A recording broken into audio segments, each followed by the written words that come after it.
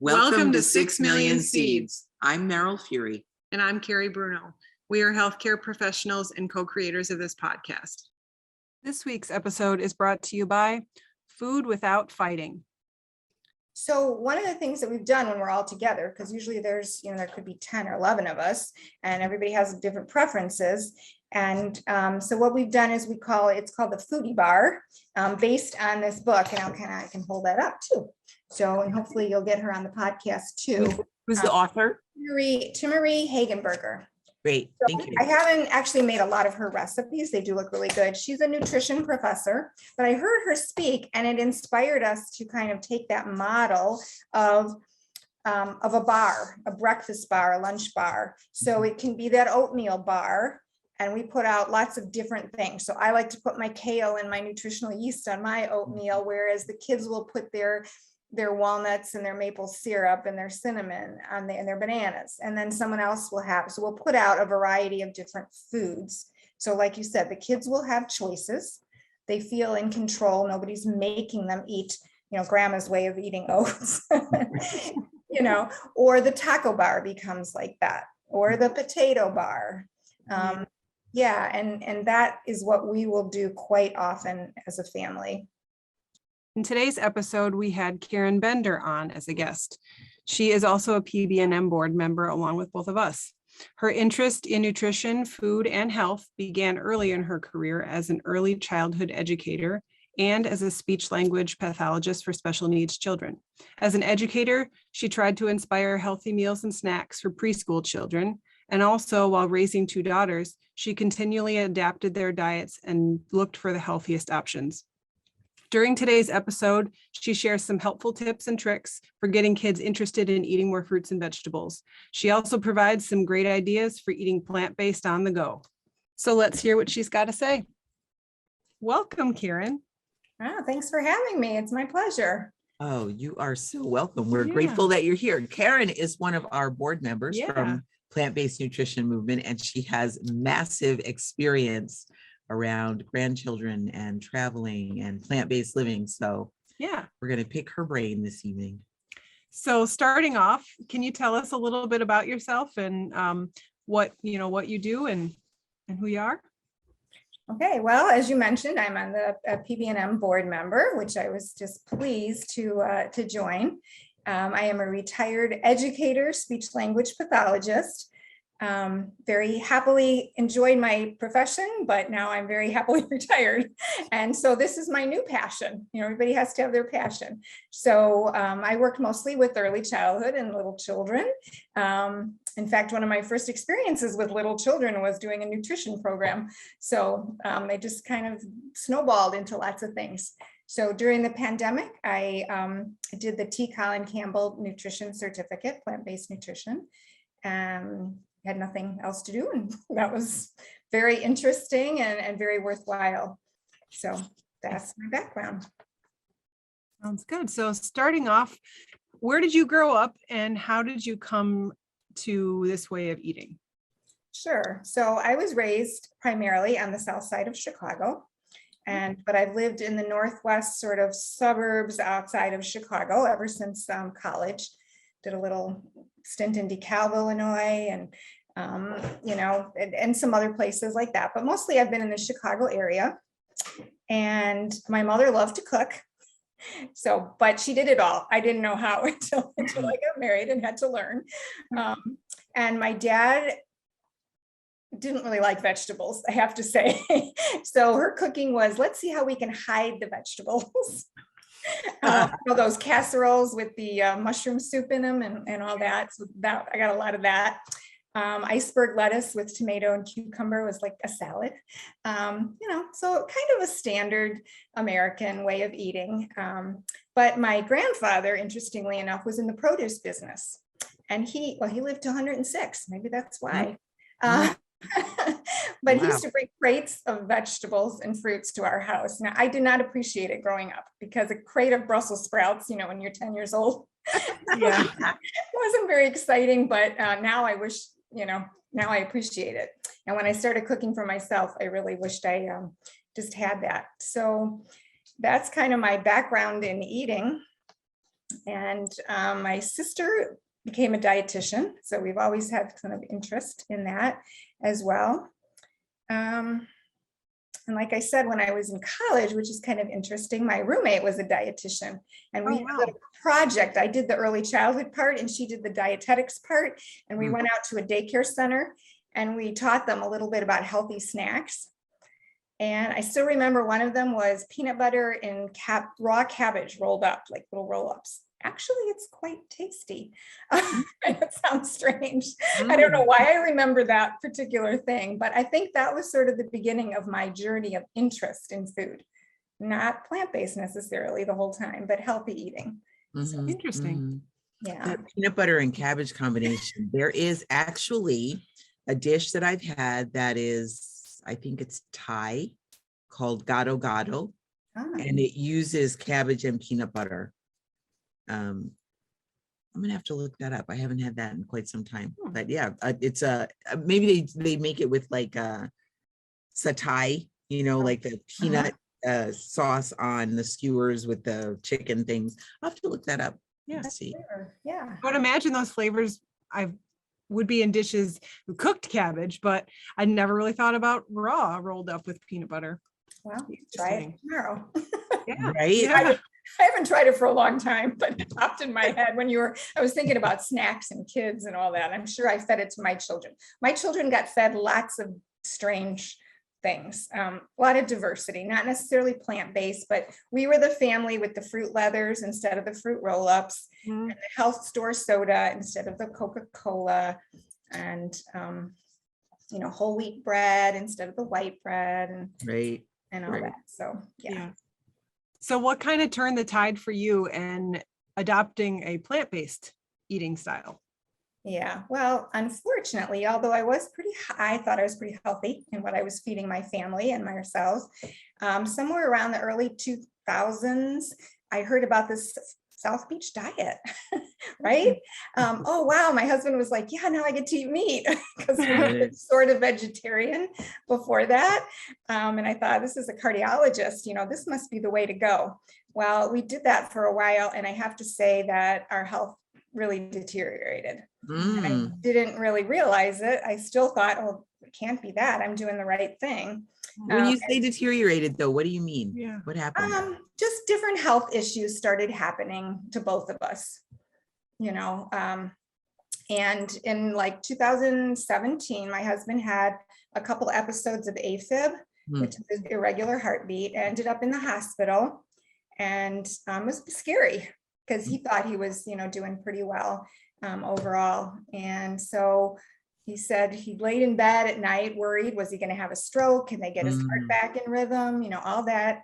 And they did. And he came home and his risk factors were not that high, but he was scared that something would happen to him and I'd have to take care of him, or he could die, and he was a counselor for seniors. So he saw what happens to people and with their caregivers and how difficult situations can be. Yeah. So he did some research and he came down from his upstairs little man cave office and said, hey, I got to show you something. I got to show you this video about this guy named Rip Esselstyn. Oh, and we watched it. It was a TED Talk. And I was like, yes, I've been trying to tell you this for a long time, but it's much easier when someone else, tells you the science behind it. And he had all of that. And my husband is a researcher. He likes to look at all those factors. So we went down that rabbit hole of one documentary after another and the YouTube videos. And he said, I think we should just try this high cholesterol, this AFib, it's not going to go away the way we've been doing things. And I said, okay. Wow. Yeah. So I was really lucky to have that. We were both doing it together. So we just said, I said, okay, we're going to do this. We ate up what we had in the house. We had just had a big party for his mother with all the typical Jewish cultural kinds of food, which I won't even tell you what they are because I can't believe we ate them, but we did back then. So we ate it up and then we just cleaned out the cupboards, cleaned out the pantry, cleaned out the fridge like they say you're supposed to do. Right. And we did it. And within a week, that was it. You switched over. wow. Switched over. Yeah. Right. I bet it was nice to have someone, you're doing it together though, because it is difficult to make that transition by yourself. Yes, yes, it's been made it much easier. And we didn't tell anybody at first either, because we were already a little bit weird, some of the things that we ate. And we just. You and your health food store soda. What's wrong with you? Right. And we did eat tofu before being plant-based, and that. So we just kind of kept it quiet for a little while because we're like, I don't know if this is going to work or not. And then after we got into this and I started reading the China study and all the other books, I realized the link between diet and cancer. Mhm. So, my husband was more concerned about the heart disease, but my family has a very strong history of breast cancer. Mhm. And so when I heard that, everybody has to have their why to do this. And that's my big why. So there's no turning back now. Yeah, I That, understand that. yeah, definitely. So you have how many children? I have 2 daughters.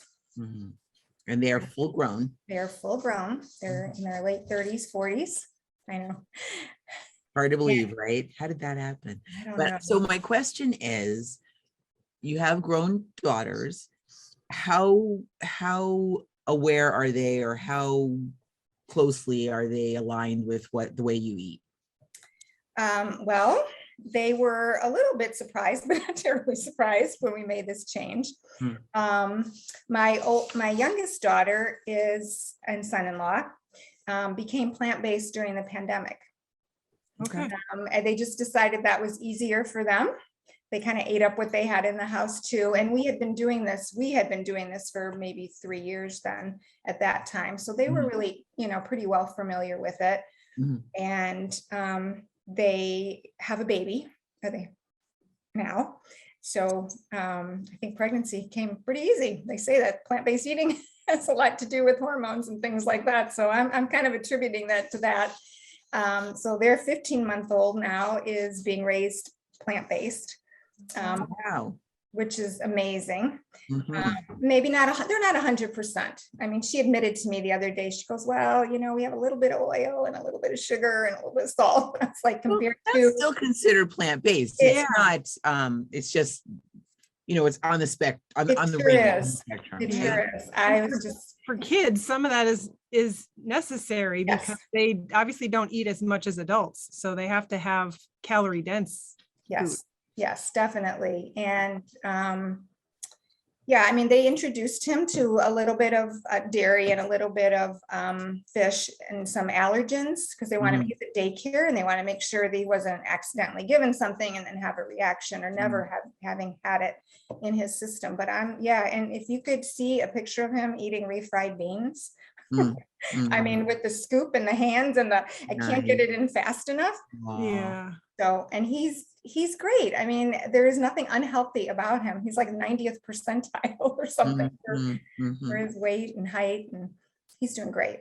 So when I go to their house, we just sit down, make a meal plan and do some shopping, and I do all the cooking while I'm there. And that's pretty easy. And then my other daughter and son-in-law and the 2 older grandsons, they're 8 and 11. And they're not plant-based, but I have to say they're very respectful of how we eat. I'm very fortunate that way. So, and they generally like my food, at least the adults do. Yeah, the kids, they have a little ways to go, but we're working on it. So when we go there, my daughter tries to plan meals that she knows we'll eat and that the kids will eat with adaptations. Okay. So tacos, they can always put their cheese on it if that's what they need to do to eat the beans, things like that. So we come up with ideas that everybody will be happy with. Right. Nice. And you're not cooking 3 different meals or something like that. Yeah. No. So that's what we do. So when your grandkids come to visit, what are some of your favorite recipes that you like to make for them and that they like to eat? Well, let's see. I always do the sweets, okay, because they're used to sweet food. So, but I just do the healthy banana bread. and the healthy pumpkin muffins and, those versions of things that they're used to eating. They like my cherry pie, they like the apple crisp, those kinds of things. So we definitely get that in because we still want to be in their favor. Yes, absolutely. Right. Let's see. What else have we done? So then, the typical kinds of things like pizza, but we just do the vegetables. They like avocado toast. They do eat oatmeal, they'll add the maple syrup to it, which is great. They like sushi and sushi bowls. So Cuban beans, my daughter has a great recipe for the black beans and the rice. So they like it. Like I said, they'll adapt it to make it their taste, what they're used to. Falafel, tofu balls. I actually have one of Dr. Furman's books had a tofu ball recipe and with the pasta, and they'll eat that. Nice. Yeah. And I taught my grandson how to make waffles when he was here, banana waffles.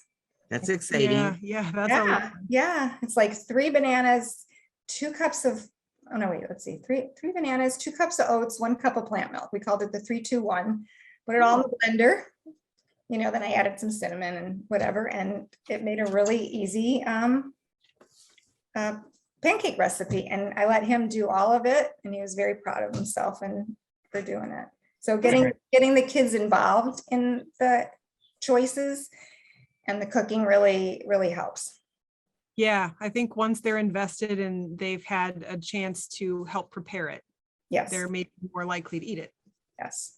We were doing cooking demos or cooking classes with kids over the summer, and I think we read somewhere that it takes like 10, 12 times for them to up be to exposed. 15. Yeah. Yeah. So the first couple times might not do it, but as they continue to try things, maybe they'll learn to like it. Yeah, one of the other things I think you were on that call that we had, the event we did back in the early summer with Elizabeth Winings, where she was talking about,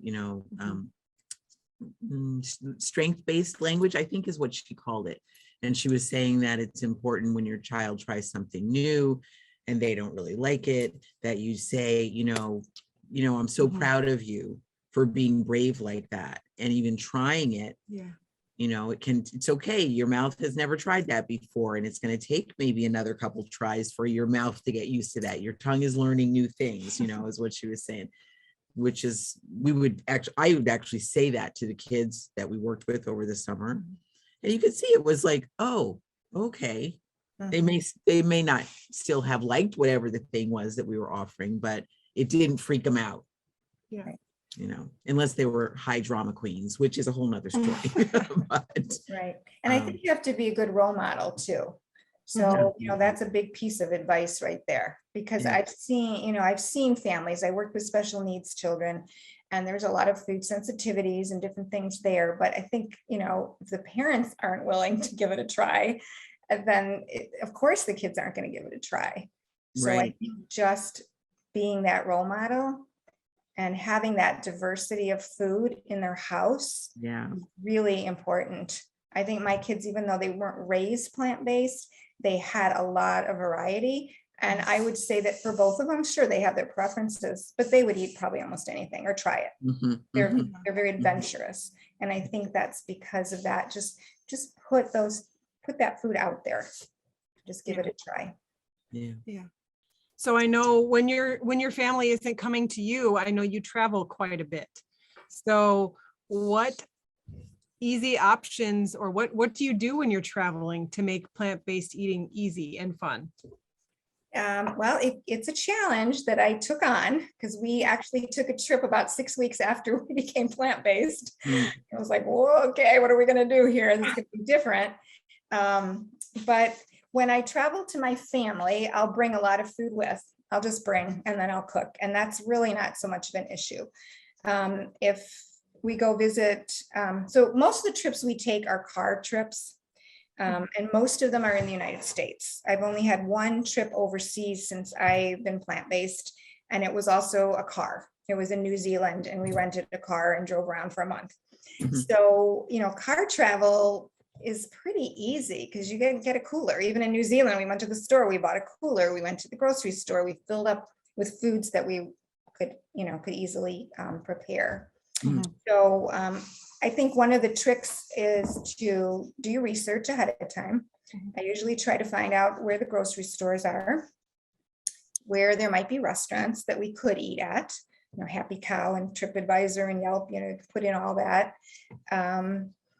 Calling ahead to make sure that they do have something, but we don't really eat out that much. If we travel for 3 weeks or a month, I can't eat out, that many meals anyway. So we just do really simple foods. So again, fruits and vegetables, when we start out, I usually have them prepared, cut up, ready to go, or then again, we just resupply as we go. Breakfast is easy. It's oats, rolled oats in the microwave. I bring a little pot with me, like a little Pampered Chef type pot, that I can put in the microwave. So it's usually oats or Ezekiel cereal. Trying to think what else, that's generally breakfast, is simple like that. Lunch can be peanut butter and jelly. It can be hummus and avocado wraps. If I've brought tofu with, we'll have marinated tofu sandwiches, or I'll bring some no tuna salad. Usually I have that to start with, and then it goes, as we go, things get simpler and simpler. And potatoes are a really big part of our traveling. And I saw you interview Janet. She talked about potatoes. Yeah. Yes. And I literally bring a bag of potatoes with us and take them in the hotel or the Airbnb or wherever we stay. And I just microwave a couple the night before or in the morning. And that is our mid-morning snack. And we get so much energy from that. So if we're ready to go out on our bikes or go hiking, you don't want to start out hungry. So Right. Yeah. And when you go on vacation, like you said, you want to go hiking, you want to do fun things. And if the food you're eating isn't supporting that, then how fun really is it? right. And I found it just as simple. It's probably simpler. And I think we eat better than we did before. And it's so much less expensive too when you're traveling. I don't know if you've heard me say this before, but I added up all the meals we ate, all the food I bought in New Zealand, and even including some of the restaurants. They did have some nice restaurants that we went to there as well. And I think we spent $25 a day, which for Both of you. 2 people, 3 meals a day. That's including restaurants. That's amazing. It was amazing. It was easy. Yeah, Yeah. there'd be no way you could eat out all of your meals and spend less than that. Yeah, definitely. No. And we were not hungry. I promise you. I never let myself get hungry. Nice.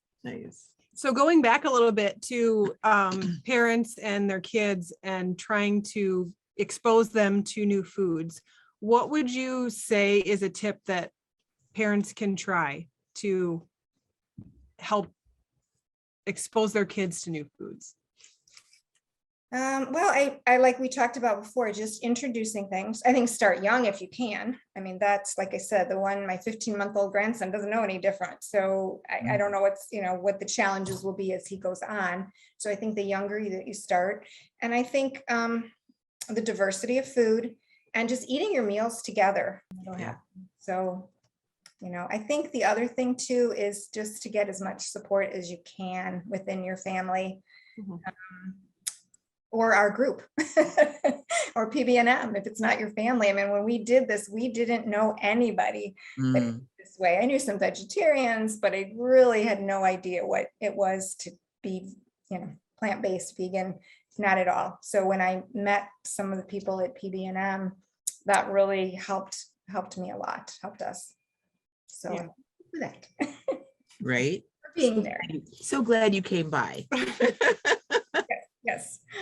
Well, if you had just one word of advice for a plant-based family, or even as the grandma of a family, what would you say? Oh, I think I've said a lot already, but I know you could repeat it, or you could say there's nothing else. I've said it all. Whatever. no. Don't wait. to see till there's a disease. I think prevention, because it's really hard to say when you're young and you're healthy-ish, you're healthy, you think you're healthy, and your children are okay, you think they're okay, and it seems like so many people become plant-based because of a disease. And I guess if we could just, like you said, what you're trying to do is think about child nutrition and starting from a young age up. So I guess I would say, just don't wait, just do it. Yeah. Just do what you can. That's so good. Thanks, Karen. Yeah, I like that advice. Yeah, really, really good. Yeah.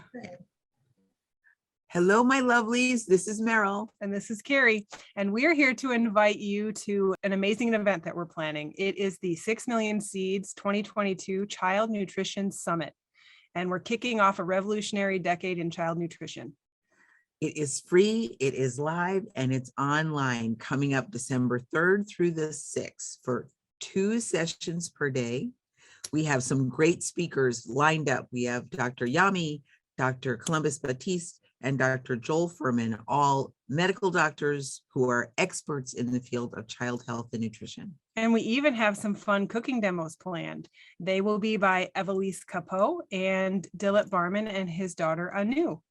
So like I said, it's free, and we encourage you to take advantage of the VIP upgrade so that you can have actual conversations with our presenters. You can ask your questions, you can get your questions answered, as well as you'll get recordings to all the sessions and all of the question and answer part. Along with that, you'll get a free goodie bag full of stuff we are packing chock full just for you. Yeah, so go ahead, and the link is below, and definitely click it and sign up now. And we're looking forward to seeing you there. Okay, bye-bye.